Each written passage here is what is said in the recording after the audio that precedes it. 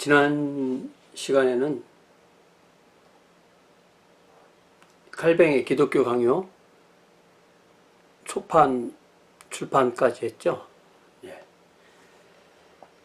자, 이 작품이 즉시 사람들의 주의를 끌었습니다. 그동안 루터와 츠빙글리의 종교개혁을 통해서 어떤 개신교라는 그런 복음주의라는 이름으로 그렇게 교회 개혁의 운동이 펼쳐졌는데, 아무래도 이제 재침례 교도들과 이제 함께 섞여 있는 그런 상황에서 칼뱅이 했던 수행은 우리는 어떻든 극단적인 재침례 교도와도 다르고 또 로마 가톨릭 교와도 다르다. 어떤 면에서 루터에 의해 촉발된 그 개혁 운동에 대한 우리가 이런 것을 믿습니다 라는 것을 정리한 책이 바로 이런 기독교 강요였고요. 이때는 그 루터교와 개혁교가 그렇게 서로 구별되어 있지 않았던 때라고 볼 수가 있습니다. 이때 그 제네바에서, 이제 제네바는 그 스위스 연방의 서쪽 끝에 있는, 아주 서쪽 끝에 있는 그 도시가 제네바이고, 그곳에서 종교 개혁을 진행 중이던 기를라모 파렐, 이 사람이 칼뱅이 어떤 프로테스탄트 견해를 제시하고 정의하고 확장하는 것을 보고 이 사람을 이제 주목하게 되는 거죠. 이때 칼뱅은 노용에 잠시 들렸다가, 자기 고향에 들렸다가 그 스트라스부르로 이제 정착하려고, 거기서 조용히 이제 책 읽고 연구하고 하려는 마음으로 스트라스부르로 가려고 했습니다. 스트라스부르는 자유도시이고 또 어떤 종교적인 핍박이 상당히 없는 그런 자유도시로 여겨졌었기 때문에 그리 가려고 했는데,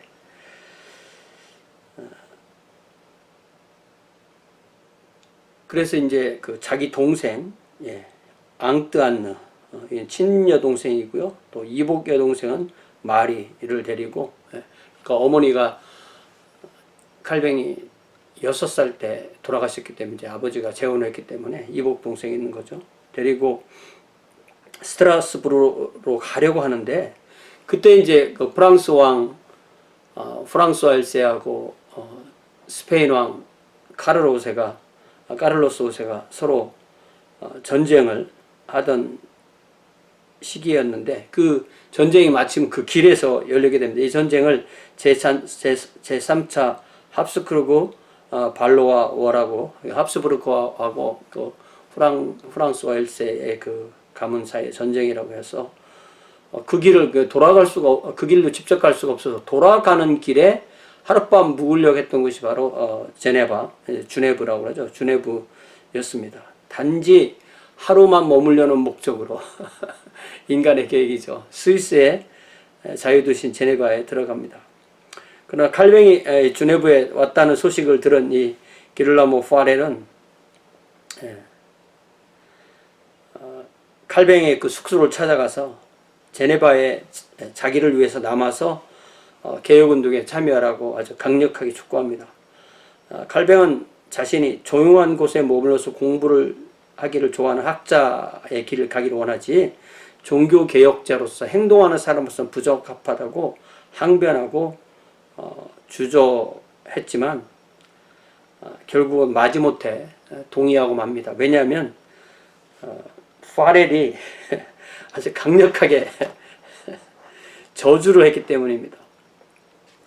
자, 그것은 이제 시로 이렇게 썼는데, 칼뱅이 이 시점에서 파렐은 복음을 진전시키려는 놀라운 열정으로 타오르면서 갑자기 모든 노력을 다해 나를 붙잡으려 했다. 내가 나 자신의 사적인 연구들을 추구하기로 결정했다는 것을 들은 후에 탄원에 의해서는 아무것도 얻을 수 없다는 것을 깨달았을 때 그는 저주의 시점에 이르렀다. 만약에 이러한 중대한 위기 속에서 내가 도움과 원조를 제공하기를 거절하고 머물러 앉으려고 한다면 내가 찾고 있는 나의 연구를 위한 조용함과 여가를 저주하는 일이 오히려 하나님을 기쁘시게 하는 것이라고 그는 나를 저주했다. 이 말이 나를 너무 압도하여 나는 내가 떠났던 여행을 중단해야만 했다. At this point, Farrell, burning with a wondrous zeal to advance the gospel, suddenly set all his efforts at keeping me. After having heard that I was determined to pursue my own private studies, when he realized he would get nowhere by pleas, he came to the point of a curse, that is, would please God to curse my leisure and the quiet for my studies that I was seeking. If in such a grave emergency I should withdraw and refuse to give aid and help, this word so overwhelmed me that I desisted from the journey I have undertaken. 예. 약간 그 오타가 좀 있는 것 같아요. 예. 그렇게 보면 이 갈뱅이 순진한 거죠. 예. 26, 7살 먹은 청년인데 완악한 사람이라면 이런 말 듣고도 자기 갈 길 가겠죠. 근데 갈뱅은 이런 면에서 좀 순수했던 사람입니다. 그래서 1536년 9월 1일부터 칼뱅은 제네바에 정착하게 됩니다. 그는 자신을 제네바 시민을 위한 목사와 교사로 인식했습니다. 우리가 이 목사와 교사라고 할 때 이 에베소서 4장에 나오는 이 직분은 이 교사를 우리가 교회에서 이렇게 평신도들이 하는 그 교사, 그걸 의미하는 게 아닙니다.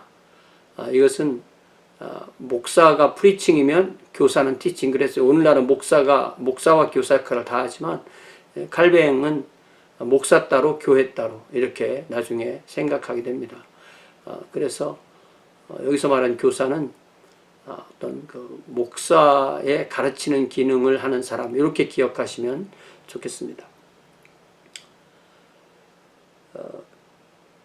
그러나 제네바 시의회는 그를 그저 프랑스 사람, 같은 프렌치어를 쓰지만 스위스에 있는 프렌치권은 우리는 스위스 사람이다, 프렌치가 아니다, 이렇게 해서 칼뱅을 늘 외국인 취급하는 거죠.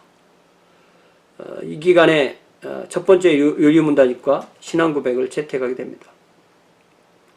그러나 불과 1538년, 그러니까 약 2년이 채못돼서 1년 반 만에 시행된 선거의 결과 파렐과 칼뱅은 설교권을 박탈당하게 됩니다. 이에 불복한 칼뱅이 같은 해 4월 부활절에 설교로 감행했고, 결과적으로 칼뱅과 파렐은 제네바에서 추방당하게 됩니다. 잠시 바젤에 머물렀다가 원래 그가 가려고 했던 스트라스부르의 프랑스인들의 교회 에클레시올라 갈리카나에 초청을 받습니다. 그러니까 이민교회죠. 예. 그 스트라스부르라는 그 자유 도시에 프렌치 이민교회 약 500여 명 정도 성도가 있던 그런 교회, 이민 목회를 하기 시작합니다. 당시 스트라스부르는 신성로마 제국에 속한 자유 도시였습니다. 이곳에 프랑스에서 일어난 개신교 박해를 피해온 많은 피난민이 있었습니다. 이 500여 명 정도가 성 니콜라스의 교회에 프랑스인들의 교회로 모이고 있었는데, 칼뱅이 스트라스부르의 그 프랑스 교회에서 사역을 할 기회가 있어서 파렐은 티모티 조지는 5가지로 이 기간 동안을 정리합니다. 1538년부터 41년까지. 그러니까 29살부터 한 32살까지. 아직도 젊죠. 아직도 젊은 나이죠. 첫 번째, 목회자 칼뱅. 칼뱅은 이 교회에서 그의 목회적 역할에 최선을 다했습니다. 특히 구약 성경을 시편 구약성 시편을 프랑스어로 번역해서 회중과 함께 예배 시간에 찬양을 하게 됩니다. 상당히 보수적이지만 그래도 찬양을 했다는 거죠. 그 다음에 교사 칼뱅. 여기서는 이제 교회의 교사가 아닌 일반 학교의 교사. 당시 스트라스부르에 있는 파리 대학 학자였던 존 스트룸이 세운 그 김나지움, 그러니까 지금으로 말하면 고등학교 같은 그런 인문학교가 있었는데, 칼뱅은 이곳에서 성경 강사로 임명됩니다. 그는 이곳에서 매주 3번씩 요한복음 그리고 바울서신을 강의합니다. 또 교회에서는 주일에 4번씩 회중에게 설교합니다. 이 기간에 그는 개인 교수도 하고 또 하숙도 치고 또 변호사업도 하고 또 돈이 정 딸릴 때는 자기가 소장했던 책까지 팔아가면서 생활비를 댑니다. 이게 부양가족이 많으니까 그렇게 좀 재정적으로 많이 딸린 거죠. 세 번째, 저자 칼뱅. 그는 스트라스부르에 체류하는 동안에 그리스도교 강요를 개정증보파해서 1539년 8월에 출판합니다. 이때 이제 벌써 초판에 3배 분량으로 양이 늘어나고요. 이 책의 목적은 신학생을 준비시키고 훈련시켜서 거룩한 하나님의 말씀을 잘 연구하도록 하고, 그리하여 말씀에 쉽게 접근하고 아무런 어려움 없이 그 말씀에 매달릴 수 있도록 하기 위한 것이었다. 그러니까 이 그리스도교 강요에는 이미 어떤 그 개신교 지도 그 평신도가 읽는 것이지만 또 그 안에는 목회자로 훈련시키기 위한 그런 그 용도가 있었던 거예요. 그러니까 근데 목회자가 된다는 것은 하나님의 말씀을 어디를 설교해도 교리적으로 틀리지 않고 또 해석학적으로 틀리지 않고 또 그 핵심을 잘 뽑아서 그 회중에게 맞는 그러한 말씀을 해주는 그런 면이 있어야 되기 때문에 성경을 전반적으로 공부하는 것과 이렇게 교리로 다시 정리해놓은 그리스도교 강요 이런 책을 공부해서 어느 말을 해도 성경과 역사와 신학에서 그릇되지 않게 바른 길로 가게 되는, 이게 바로 목회자의 그 소양 아니겠어요? 근데 이 목회자의 소양이 뭐 하루아침에 길러지는 게 아니니까 이거를 꾸준하게 훈련하는 목적이 이 책이 가지고 있다는 거죠. 1541년에는 그리스도교 강요의 프렌치어 판이 나옵니다. 이는 루터의 독일어 성서 번역 그리고 영어의 흠정력에 비교될 정도로 프렌치 발전에 큰 기여를 합니다. 그리고 1539년에 로마서 주석을 출판하는데 이는 그의 성경 주석의 최초의 것입니다. 그러니까 09년생이 39년에 로마서 주석을 내니까 이제 30살에 로마서 주석을 낸 거죠. 그러니까 이건 결국은 자기가 설교한 거를 바탕으로 내는데, 이 칼뱅의 설교집은 칼뱅 이제 이건 주석이고요. 칼뱅의 설교집은 이렇게 제자들이 받아 적은 것이 주로 이제 나중에 설교집으로 나오게 된 겁니다. 자, 제일 중요한 게 이제 개혁자로서의 칼뱅이죠. 스트라스부르에 거하는 동안의 칼뱅은 누구의 영향을 받냐면 마르틴 부서, 볼프강 카피토, 필립 멜라크톤과 교제하면서 교회의 화합 그리고 교회에 대한 세계적인 비전 같은 것을 같이 나눕니다. 이들의 그 주된 관심사는 이 개혁하는 사람들이 어떻게 하면은 어떤 그 사회적인 공격을 덜 받으면서 급진적인 곳으로 극단적인 곳으로 가지 않으면서 한 통일된 전선을 이루어서 로마 가톨릭의 세력과 대항하느냐, 이것이 핵심이었기 때문에 뭐 루터파 개혁파 이런 것에 대한 구별이 없이 하나로 힘을 모으는데 서로 노력을 기울였습니다. 특히 칼뱅은 부서로부터 개혁 도시와 교회의 관계에 대한 견해를 발전시키는데 큰 도움을 받습니다. 그러니까 처음부터 칼뱅은 이 도시와 교회를 함께 보는 그러한 노력을 했지, 어떤 세속 정치 따로 교회 따로 이런 개념이 좀 덜했던 거예요. 그래서 이런 면에서 장로교회는 훨씬 더 그 국가 공동체 전체를 보려고 하는 그런 눈이 있고요. 그러면 그럴수록 교회와 국가의 구별이 없어지는 거고요. 침례교회처럼 그렇게 신자들의 교회를 강조하는 교회들은 세속 정치와 이 교회를 좀 더 엄하게 구별해서 교회는 철저하게 신자들만 구성되는 그쪽으로 가게 되는 거죠. 그래서 나중에 칼뱅이 제네바에 가서 사역할 때도 제네바 전체를 교인으로 간주하고 그렇게 하는 그 목회를 하게 되는 거죠. 이런 부분, 이런 성격을 우리가 이해할 때 양자의 장단점을 다 이해를 해야 되는데, 결국은 그게 예수님께서 가라지와 밀에 비유해서 말씀하신 그 밀을 심은 밭, 또 가라지도 뿌려진 밭, 이것을 밭은 세상이라고 우리 주님이 해석하셨는데, 그 밭이라는 것 안에 교회라는 다른 그런 곳이 있다고 봐야 되느냐, 아니면 교회 안에는 가라지는 들어올 수 있고 밀만 있는 곳이 밭이냐, 예. 이게 큰 해석상의 문제가 되는 거죠. 그런데 엄밀하게 따지면, 그러면 신자들의 교회를 하는 교회는 불신자가 어떤 회원권을 얻을 수 있는 그런 가능성이 없느냐? 가능성이 있죠. 사람이 하는 일이니까 실수가 있을 수 있죠. 그러나 그렇다고 해서 우리는 이것을 완벽하게 할 수 없으니까 아우구스티누스처럼 그걸 포기하자, 이렇게 하면 교회와 세상이 구별이 없게 되는 겁니다. 그 교회와 세상에 대한 구분은 하나님만 하시게 되고, 그렇게 되면 교회 안에 불신자가 들어오게 되고, 불신자가 회원이 되고, 불신자가 집사가 되고, 불신자가 장로가 되고, 불신자가 목사가 되고, 불신자가 교황이 되고, 뭐 이렇게 될 수가 있는 거죠. 그래서 이 양자 간의 문제를 우리가 어느 선에서 정리를 해야 되는가 것은 굉장히 이건 신학적인 문제에서 동시에 프랙티컬한 문제예요. 그래서 그런 면에서 이 교회론이 신학적인 거, 그러니까 어떤 구원이나 이런 거에, 구원, 뭐 성화론 이런 것과 같이 연동되면서도 또 구별되게 이 교회론이 그만큼 중요합니다. 나중에 어떤 예를 들자면 침례교 같은 경우는 침례교 안에서 이제 아르미누스 계통과 칼뱅 계통의 신학을 다 이렇게 받아들이는 사람이 서로 다르게 출발해서 나중에 침례교가 하나가 되는데, 이럴 때 어떤 구원론에 대한 것은 침례교가 만들어낸 게 아닙니다. 근데 침례교회는 그것보다는 어떤 국가와 교회의 관계, 종교의 자유, 그리고 신자들의 기회, 이런 것을 강조하면서 침례교회가 생긴 거죠.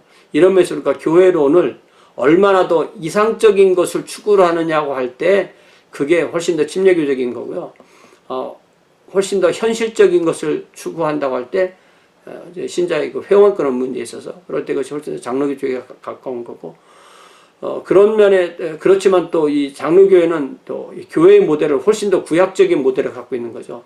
구약의 어떤 이스라엘 전체를 하나님의 백성으로 보고 모든 자녀에게 의무적으로 할례를 행했던 것처럼, 그렇게 어떤 언약이라는 것 안에서 이 아래로 내려가는 그런 가족과 민족으로 내려가는 그런 개념이 훨씬 더 강하고요.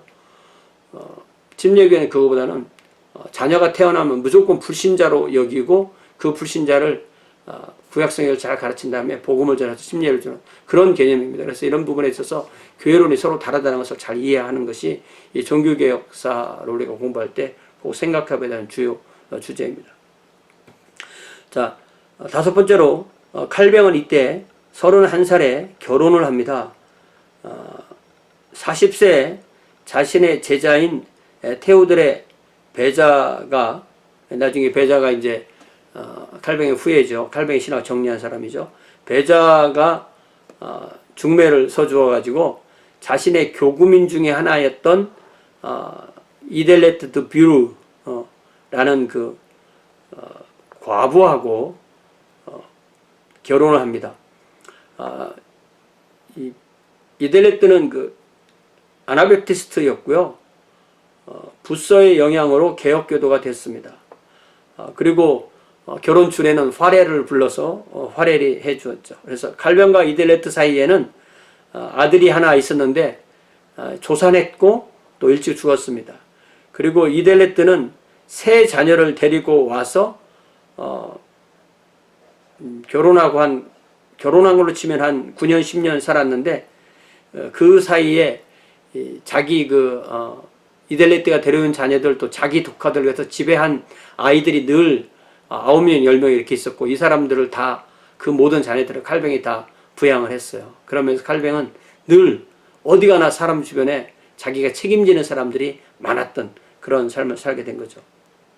그 동생의 자녀가 8명이라고 그렇게 돼 있잖아요. 예. 자, 제가 왜 이 개혁자들의 결혼 이야기를 계속 하느냐면은, 사도 바울의 그 디모데 전서에도 얘기했듯이, 사도 바울 본인은 결혼을 안 한 그런 사역자였지만, 이 교회 감독을 세울 때 결혼하고 자녀를 잘 다스리는 사람을 이렇게 뽑으라고 그렇게 했을 때, 결혼하는 게 일반적이고 결혼하지 않는 것은 조금 예외적인 상황이라고. 그러니까 어떤 그 뭐 정상 비정상이 아니고 좀 더 일반적이고 예외적인, 그렇게 표현하면 될 것 같아요.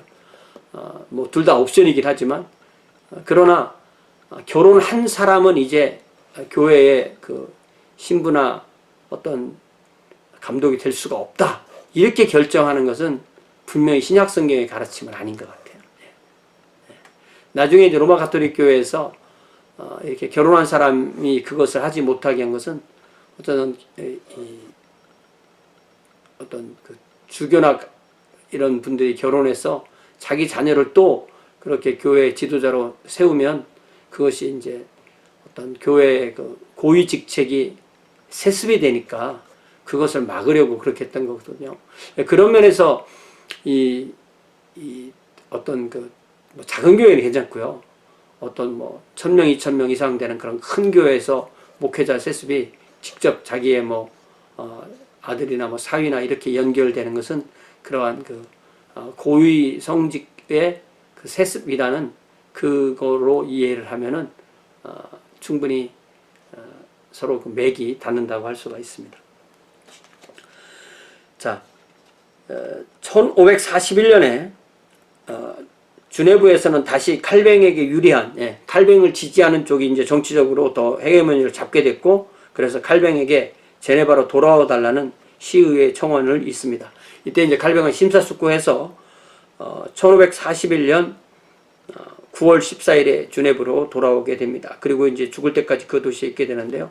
이때 나이가 이제 한 32살 뭐 이렇게 되는 거잖아요. 제네바로 귀환하자마자 도시위원회에 교회의 질서와 행정을 위한 자세한 계획을 제출합니다. 이 도시위원회가 이 주네브를 통치하는 통치기구입니다. 그러니까 우리가 칼뱅, 루터, 추빙글리 이런 사람들을 관주도 종교개혁자라고 이렇게 부를 때, 칼뱅에게 있어도 관은 프레드릭 와이즈가 영주였기 때문에 그렇죠. 또 추빙글리는 취리의 도시위원회가 관이었고, 또 칼뱅은 주네브의 도시위원회가 역시 관이 되는 겁니다. 그래서 우리가 관주도 할 때 그 관이라는 말은 매지스트레이트라는 말은 어떤 뭐 우리로 말하면 동사무소 직원 이런 사람 말하는 게 아니에요. 실제적인 정치 권력을 가지고 올 수 있는 사람. 대통령제에서는 대통령, 어떤 그 수상제에서는 수상, 그런 대통령 수상이 없고 어떤 그런 위원회가 다스리는 그런 나라는 그 위원회, 또 그때 당시로 영주나 이런 사람 될 때는 그 영주, 이런 사람 말하는 그 어떻든 그 정치 단위에서의 총책임자를 부르는 말이라고 우리가 이해를 하셔야 됩니다. 자, 그래서 이 도시위원회 교회 질서와 행정을 위한 자세한 계획을 제출하는데, 그것을 교회 법령이라는 이름을 붙였고요. 여기에서 특별히 4개의 직분을 설치하라고 그렇게 요구합니다. 이게 교회 법령, Ecclesiastical Ordinances, Ecclesiastical Ordinances. 그래서 목사, 교사, 장로, 집사인데, 여기서 분명하게 할 것이 목사와 교사는 이게 목회자입니다. 그리고 장로와 집사는 이게 평신도예요. 그런데 신약 성경에서는 목사, 장로, 교사 이 세 가지가 다 감독과 함께, 그러니까 장로, 감독, 목사, 교사, 이게 다 신약성경에서는 목회자입니다. 신약성경이 그 목회자와 평신도에 구별이 있었느냐? 구별이 있었죠. 분명히 있었습니다. 그런데 평신도였다가 목회자가 되는 거죠. 그렇지만 분명히 리더와 팔로워에서 구별이 있습니다. 예를 들자면 사도행전 13장 14장에 사도 바울의 1차 선교여행, 터키의 그 중부 지역 이고니온, 루스드라, 더베, 온 그쪽에 그 선교할 때 그 순서로 쭉 선교하고 그 순서로 역순으로 밟아가면서 각 도시에 가서 금식하면서 장로로 세웠다고 그랬잖아요. 그걸 잘 보면은 개척을 하고 바로 장로로 세운 게 아니고 오히려 그 몇 달 정도 여유를 줘서 다시 돌아가면서 그 교회 안에서 자연스럽게 형성된 리더십을 세워서 장로로 세운 걸 볼 수 있어요.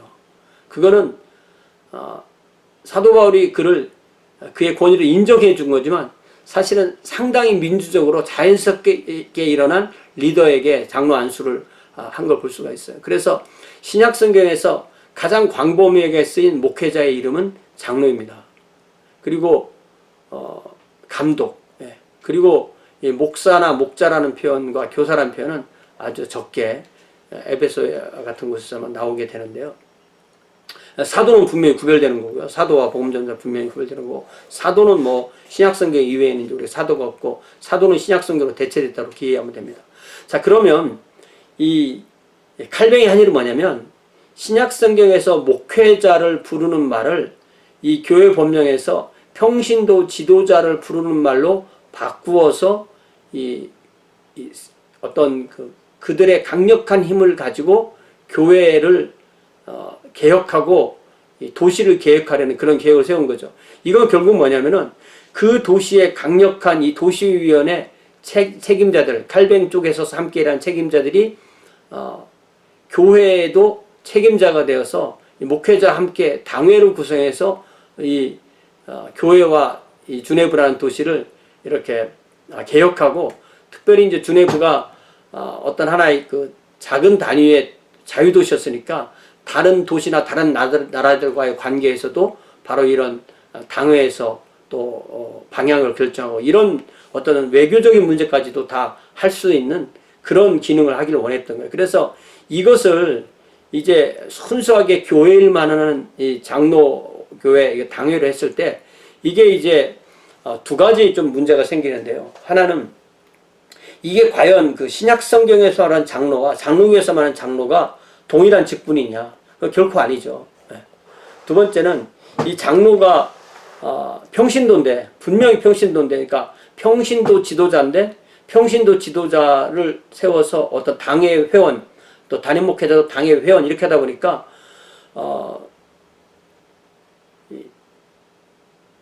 이 당회와의 관계가 좋은 목회자는 괜찮은데, 그렇지 않으면 갑자기 이 고급 평신도가 그날부터 이 담임 목사를 도우려고 하는 건지 통제하려는 건지 뭐 인도하려는 건지 해서 그 관계가 나빠져서 목회가 힘들어지는 경우가 너무 많아요. 그래서 이 장로교회는 어떻게 보면 이게 이제 그 대의 정치처럼 꼭 마치 그 대통령이 없는 뭐 수상 중심제 이렇게 돼서 수상도 일종의 하나의 그 의원이잖아요. 그리고 다른 당도 의원이잖아요. 이런 식으로 돼 있어서 훨씬 더 이 강력한 그 리더십을 그 목회자가 갖지 않는 한 그 장로들에게 휘둘릴 수가 있는 그런 그 관계가 이때부터 놓여지게 된 겁니다. 칼뱅 본인도 뭐 그렇게 쉽지 않은 환경이었고요. 그 이후부터 이런 태생적인 그러한 어떤 평신도의 그 장로들을 그 권한을 많이 그 높여놨기 때문에 처음부터 그런 것을 가지고 있었고, 이런 것이 한국 상황에서 상당히 잘 맞아서 잘 크게 됐고, 뭐 이제 침례교회처럼 장로가 없던 교단들도 할 수 없이 이제 장로교회 장로들이 침례교회면 장로가 안 되면 안 되니까 장로로 그걸 세워주게 되고, 그러다 보니까 이제 결국 당회가 있는 장로냐 당회가 없는 장로냐 그 정도의 차이만 있게 되고 다 장로로 통일되게 되는, 그렇게 되는 게 됐는데, 이게 어쨌든 우리가 토의를 통해서 이런 문제에 대해서 많이 연구를 좀 해봐야 되겠습니다.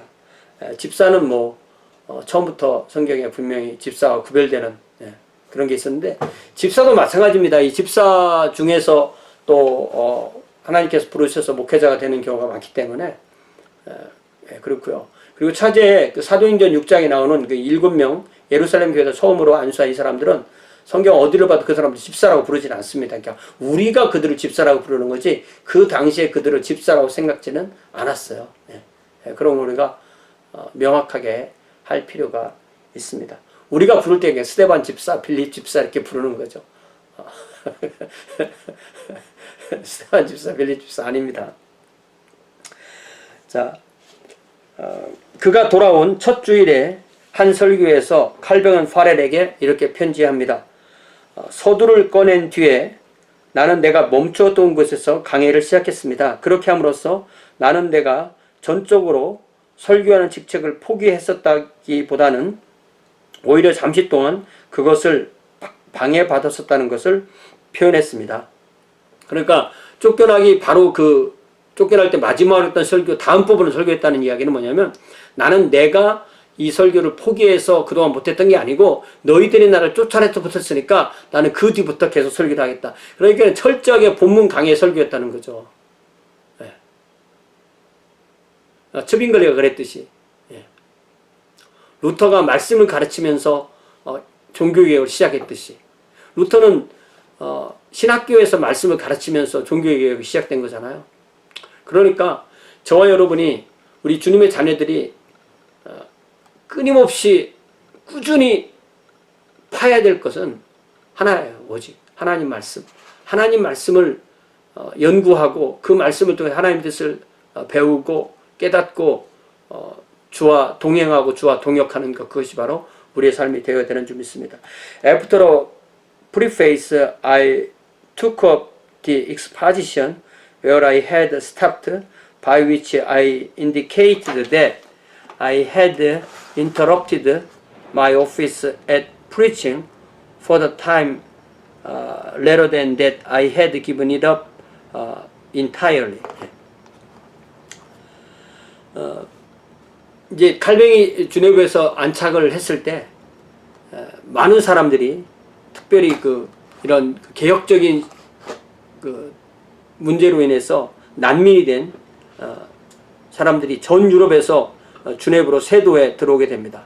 이탈리아, 프랑스, 스페인, 영국 등에서 찾아왔고 시의회는 그들을 객으로 대우하려고 했지만 칼뱅이 설득해서 이 사람들을 제네바 시민권을 주게 됩니다. 그래서 제네바 인구가 13,000명이어서 피난민이 6,000명이 들어오는, 그래서 이제 2만 명 가까이 되는 거잖아요.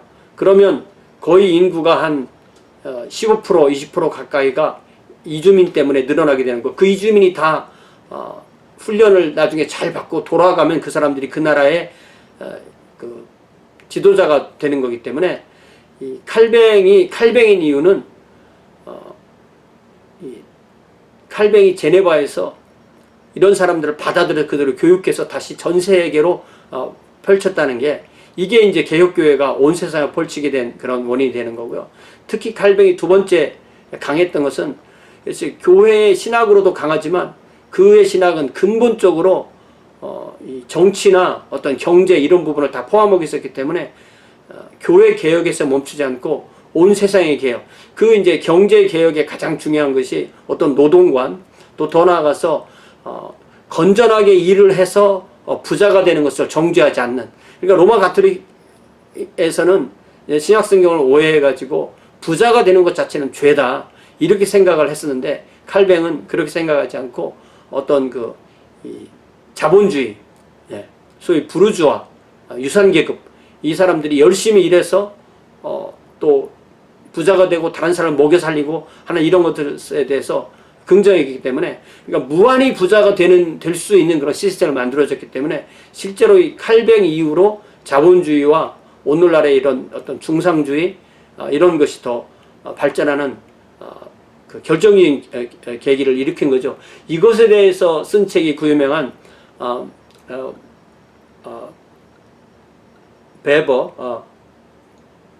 베버의 프로테스탄티즘, 자본주의, 자본주의와 프로테스탄티즘 윤리, 프로테스탄트 윤리 하는 그 책이죠. 이 신자들의 교회에서도 맨 처음에 그 책을 인용하죠. 개신교 윤리와 자본주의 정신, The Protestant Ethic and the Spirit of Capitalism. 예. 이게 이제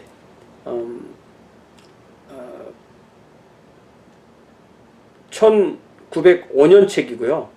예. 막스 베버가 이 책을 만들어낼 때는 1905년 책이고, 이것이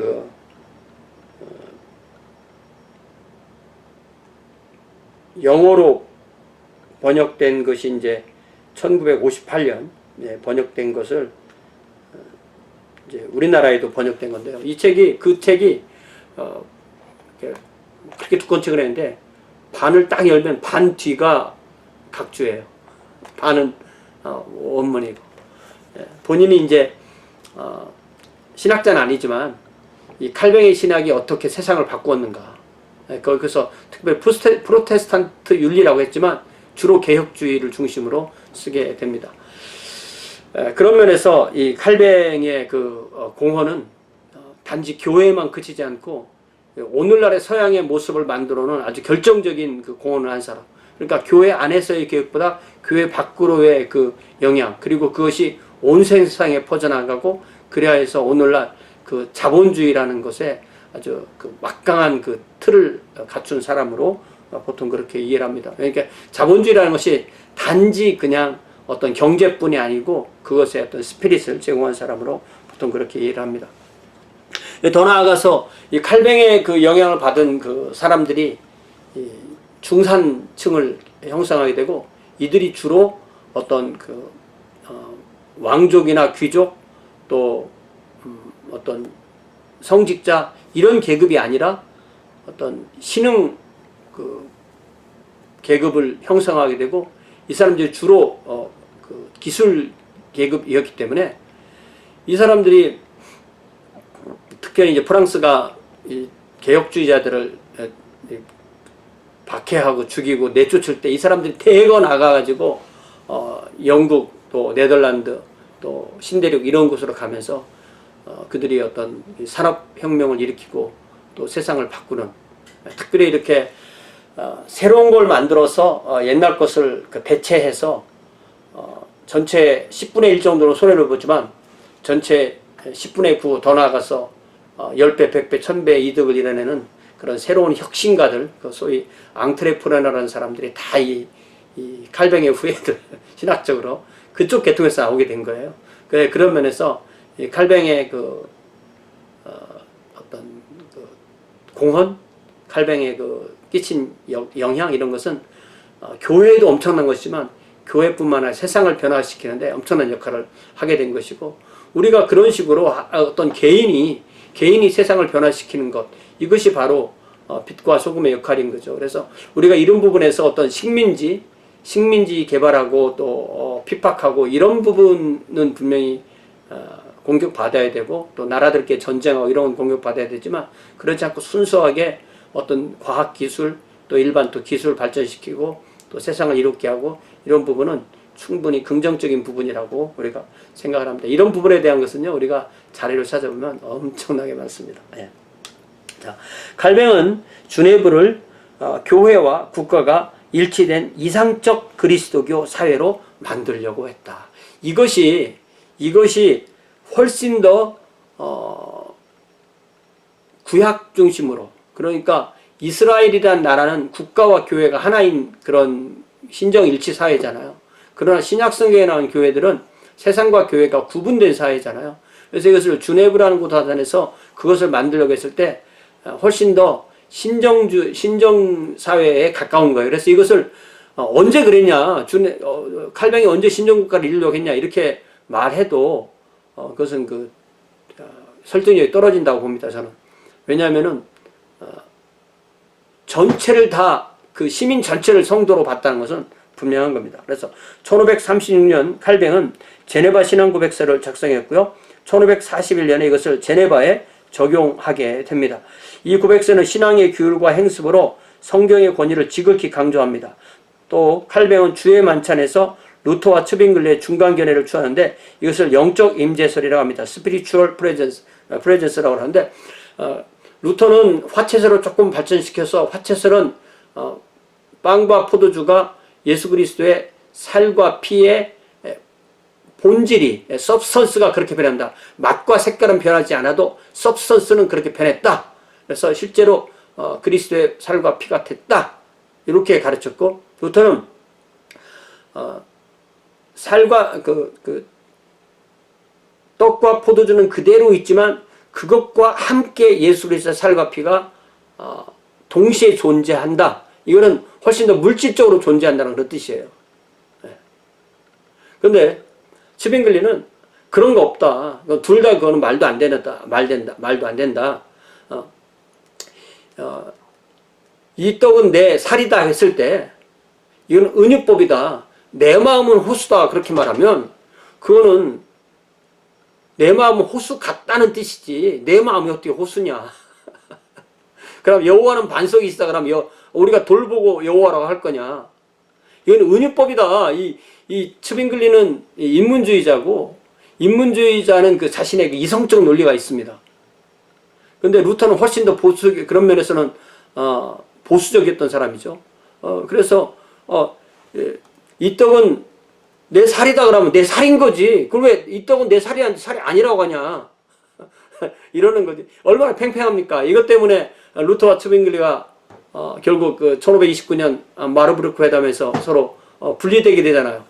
근데 츠빙글리는 그거를 얼마나 지혜로운지 주님의 살과 피가 있다. 당연히 있다. 그렇지만 루터가 말한 것처럼 물질적으로 있는 게 아니라 영적으로 있다. 영적으로 있다는 얘기를 어떻게 이걸 막습니까? 어떻게 이걸 아니라고 이거를 얘기를 할 수가 있습니까? 그래서 이 츠빙글리의 기념설은요. 무슨 문제가 있냐면 맞죠. 츠빙글리의 말이 맞습니다. 그러나 이게 무슨 문제가 있냐면 신비가 제거되는 겁니다. 신비가 제거됐다는 무슨 말이냐면 우리 주님은 무소부재하시고 어느 곳에 계시는데 이 떡은 주님의 살이 아니다라는 것을 계속 강조하니까 어떻게 되냐면 우리 주님은 어느 곳에나 계시는데 성찬식 할 때만은 거기에는 안 계셔. 그래서 이것을 스스로 자조하듯 스스로 이것이 문제가 있다는 것을 인정하는 사람들은 그리스도 부재의 성찬 이렇게 말합니다. 왜 우리가 성찬하면서 우리 주님이 이 떡은 내 살이다라고 했을 때 사람들이 그거를 물질적인 말로 알아듣지 않을 텐데 왜 굳이 그거를 이건 주님의 살이다라고 했지만 주님의 살이 아닙니다라는 말을 왜 해야 되냐고요. 그런 말 하지 말라는 겁니다. 네. 이게 훨씬 더 칼뱅이 맞죠. 저는 그래서 침례교인이라고 해서 칼뱅의 영적 임재설을 받아들여서는 안 된다. 뭐 이런 거 저는 바보 같은 생각이라고 생각해요. 네. 저와 동의하지 않아도 바보 되는 거 아니니까 제 말을 좀 너무 과하게 이해하지 않으셨으면 좋겠어요. 자, 근데 칼뱅의 오점이라는 것은 이게 칼뱅이 국가 권력과 함께 있다 보니까 칼뱅에 반대하는 사람들을 국가의 이름으로 자기가 어떤 주네부의 도시위원회의 정치적 권력을 이용해서 그들에게 피해를 줄 수가 있는 거죠. 재침례 기도들에서 분명히 반대를 표현했고 그들을 어떤 피해를 주고 칼뱅에게 반대하는 사람을 추방한다든지 이렇게 하고요. 심지어 장로들은 교회에 나오지 않는 사람들을 신방한다는 목적으로 신방해서 그들에게 어떤 벌칙을 가하고 또 이제 가장 결정적인 것이 미카엘 세르베투스는 스페인 사람이고 의사인데 이 사람이 반삼위일체 신학을 가지고 있었어요. 그러니까 예수 그리스도의 신성을 인정하지 않고 그러다가 스페인에서 쫓겨나서 프랑스에 와서 감옥에도 갇히게 되는 탈옥해서 이 사람이 이제 칼뱅에게 편지를 받아 칼뱅하고 해석하면서 칼뱅이 제네바에 오지 말아라. 오면은 잡혀서 죽는다고 경고를 계속했습니다. 그런데 어느 날 보니까 예배당에서 딱 앉아 있는 거예요. 잡혀서 재판을 받고 화형을 당하게 되는데 칼뱅은 화형을 시키지 말고 좀 온건한 처형 참수라든지 또 아니면 그런 목매달아서 죽이는 그런 걸 바꿔달라 이 정도까지 요청을 했지만 칼뱅 본인도 이 사람을 기소하는 그런 일에 함께 참여했기 때문에 이것에 있어서 칼뱅의 책임이 없다라고 말하면 이건 안 됩니다. 그리고 더 중요한 것은 제가 그 칼뱅 첫 시간에서도 얘기했듯이 그때의 재침입교도들 중에서 특별히 이 발타자로 후보마이어 같은 사람은 분명히 1525년에 그러니까 칼뱅이 이 세르베투스를 화형할 때가 1553년인데 이미 칼뱅이 개혁자가 되기 이전에 이미 발타자로 후보마이어는 이단자들 그리고 그들을 불태워 죽이는 자들에 대하여 Heretics and those who burn them 이란 책을 통해서 이런 그 신학적으로 이단이냐 정통이라는 것을 누가 따지더라도 그 결과에 대한 심판을 하나님께만 맡겨야지 사람들이 그것을 불태워서는 그 사람들을 죽여서는 안 된다는 것을 발타자로 후보마이어가 얘기를 했어요. 그리고 그런 것 때문에 무수히 많은 재침입교도 죽어나갔어요. 그랬는데 칼뱅 시대는 다 죽였다. 누구나 그 사람들을 죽이는 사람이었다라고 말하는 것은 그는 역사에 대해서 무식하든지 아니면 역사에 대해서 곡해를 하려고 하든지 아니면 그냥 큰 목소리로 그냥 고함을 지든지 아니면 자기 손으로 눈을 가리고 하늘이 없다고 말하는 것과 비슷한 거예요. 칼뱅의 어떤 약점이었습니다. 칼뱅도 시대의 아들이었기 때문에 그 자기의 있는 환경에서 최선을 다한 게 그 모습이었습니다. 라고 칼뱅을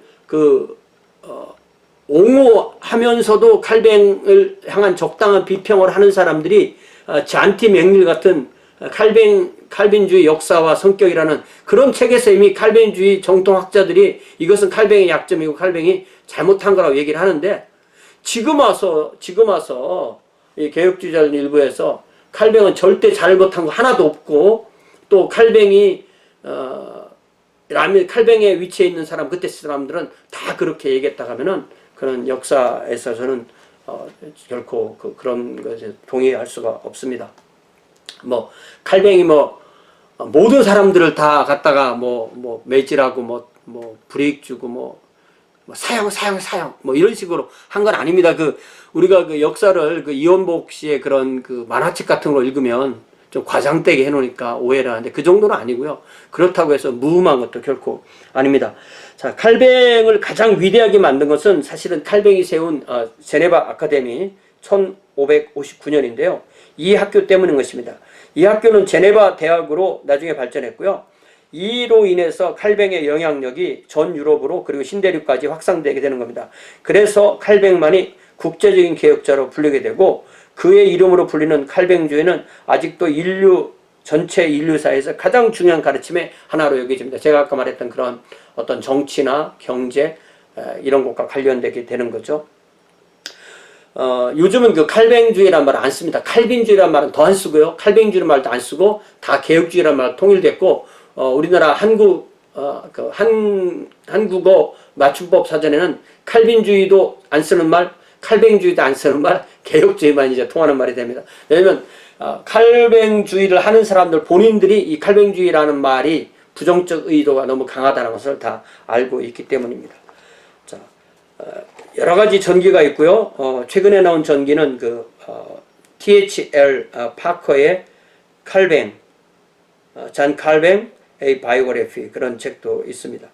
자, 칼뱅의 저서와 신학을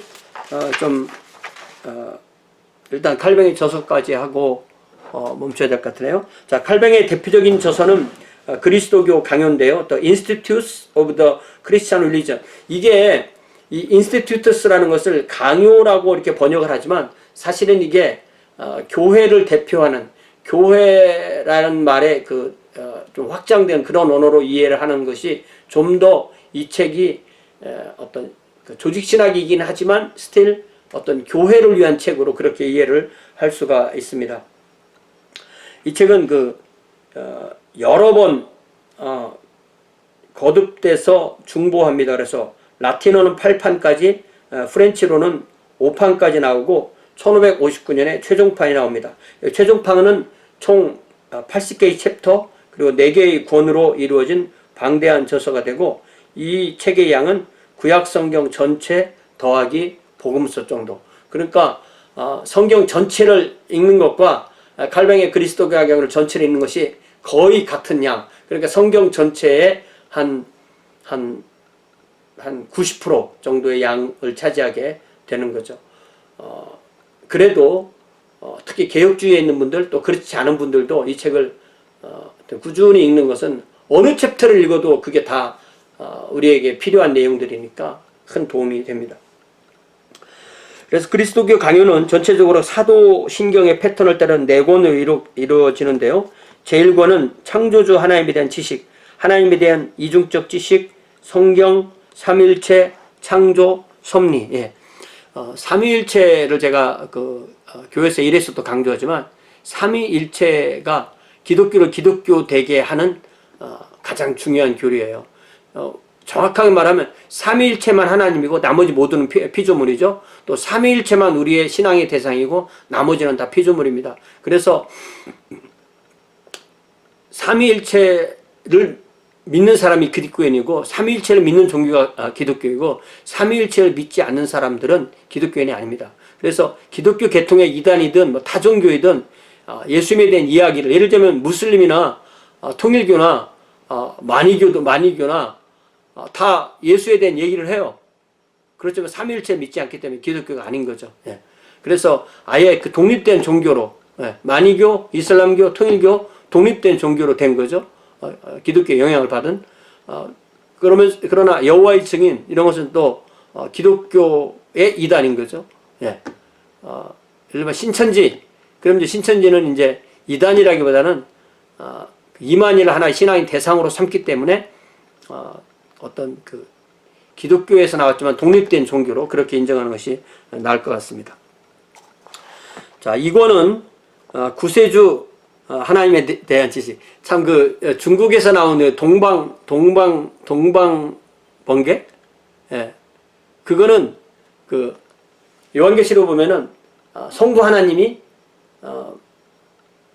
내가 이전에도 있었고 지금도 있었고 장차 올 자라. 예. 그 장차 올 자라 하는 그 장차 올 자가 사람으로 왔다고. 근데 그 사람이 바로 이 사람이다. 그 지도자가 남자도 되고 여자도 되고 그러는 것 같은데 그게 또 그렇게 믿는 종교예요. 그래서 이게 성경 구절을 어떻게 해석해서 어떻게 적용하냐가 굉장히 중요한 거죠. 이 신천지는 요한복음 14장에 내가 또 다른 보혜사를 보낸다. 그랬을 때 예수님은 내가 보혜사이고 나와 동격 동급의 그렇지만 나와 구분되는 another counselor를 보내겠다는 그 말씀인데 이 신천지 쪽에나 아니면 신천지에 속는 사람들은 그 말씀을 어떻게 한 거냐면 사도행전 2장에 오신 성령님이 한 번 오셨고 그리고 또 다른 성령이 오시는데 그 또 다른 성령이 이만희다 이렇게 말하는 것에 속은 거예요. 이거는 기본적인 뭐 국어도 안 되는 거고 기본적인 성경 이해도 안 되는 그런 겁니다. 그래서 참 신기하고 재밌고 안타까운데 자, 이 기독교의 제2권은 구세주 하나님에 대한 지식, 타락, 인간의 죄성, 율법, 구약과 신약, 중보자 그리스도, 예수 그리스도, 그의 예언자 제사장, 왕의 삼중직과 속죄사. 우리 주님의 예언자, 제사장, 왕의 삼중직, 요거를 강조하면 이 직을 우리 주님이 우리와 이렇게 함께 우리에게 그걸 나누어 주시기 때문에 성도의 예언자직, 예를 들면 복음을 전하는 예언자, 성도의 제사장직, 세상을 위해서 불신자를 위해서 기도하고 또 그들에게 말씀을 가르치는 그런 제사장으로서 역할, 또 왕으로서 어떤 세상에 주님의 사랑과 주님의 공의를 펼치는 그런 왕으로서의 그 성도의 삼중직이 또 동시에 강조되어야 되는 거죠. 자, 세 번째, 우리가 그리스도의 은혜, 그것의 축복과 효과들을 얻는 방법. 여기에서 훨씬 더 성령에 대한, 성령의 사역, 성화에 대해서 강조를 한 거고요. 신앙과 중생, 회개, 그리스도의 생활, 득이, 예정, 최종적 부활. 그러니까 여기에서 훨씬 더 성화를 강조했고, 이 칼뱅이 이 루터와 이렇게 구별되는 것이 뭐 이신득의 이런 거 똑같습니다. 그런 더 많이 칼뱅에서 강조된 것이 바로 이 성화 부분이라 할 수 있고요. 우리 성경은 항상 그 두 가지죠. 믿고 따르고 믿고 따르고니까 이 따르고 부분이 성화죠. 예, 성화. 그리고 재침례 기도들이 강조한 것은 예수 그리스도의 제자, 이걸 강조하는 거죠. 그래서 사실 제자를 강조하는 것, 주님과 같이 십자를 지는 것, 이거나 그리스도를 닮아가는 것, 이거나 거의 뭐 같은 표현입니다.